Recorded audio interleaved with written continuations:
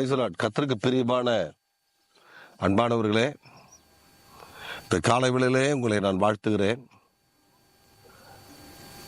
வேதாகமம் சொல்லுகிறது, நீதிமான் பனையை போல் செழித்து லிபனோனின் கேதுருவை போல் வளருவான் என்று. பனைமரம், இந்த பனைமரத்தினுடைய அடியில் தான் நான் உட்கார்ந்து கொண்டிருக்கிறேன். இந்த பனைமரம் எவ்வளோ உயரமாக இருக்கிறது. இந்த பனைமரம் இது பற்றாம ஒரு பெரிய ஒரு மரத்தையும் அது தாங்கி கொண்டிருக்கு. ஒரு வேர் செடி, அந்த கொடி படர்ந்து அந்த பனைமரத்தை சுற்றி கொண்டிருக்கிறது நாம் பார்க்கிறோம். அன்பானவர்களே, இந்த பனைமரத்தை குறித்து சொல்ல வேண்டும் என்றால், இது எப்படிப்பட்ட வறண்ட பூமியிலே ஒருவேளை மலை மேலே வந்தா கூட, பெரிய மலை பாறையில் இருந்தா கூட அது செழிப்பாக தான் இருக்கும்.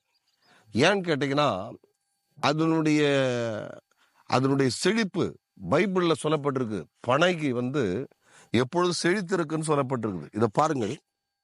இந்த வேர் இது வேர் அல்ல, இதுக்குள்ள ஒரு டியூப் இருக்குது. இந்த டியூப் எங்கெல்லாம் தண்ணி இருக்குதோ அந்த இடத்த தேடின்னு போவோம். அது எவ்வளோ 1 கிலோமீட்டர் 5 கிலோமீட்டர் கூட போவோம். அங்கே போய் அதுக்கு தேவையான தண்ணீரை சேகரித்துக்கொள்ள படகுல. அப்ப நம்ம நீதியா நடந்தோம்னா, நாம் நீதியின் பாதையில செல்வோம்னா, இந்த பனையை விட நாம் இன்னும் அதிகமாக செழிப்போம். வசனம் சொல்லுகிறது, பனையை போல் செழிப்பான் என்று சொல்லப்பட்டிருக்கிறது.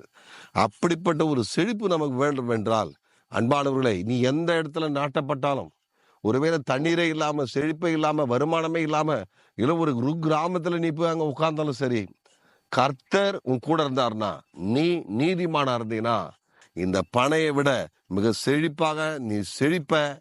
உன்னையும் உன் குடும்பத்தையும் உன் சந்ததியும் உன்னுடைய எல்லாவற்றையும் கர்த்தர் ஆசீர்வதிப்பாராக.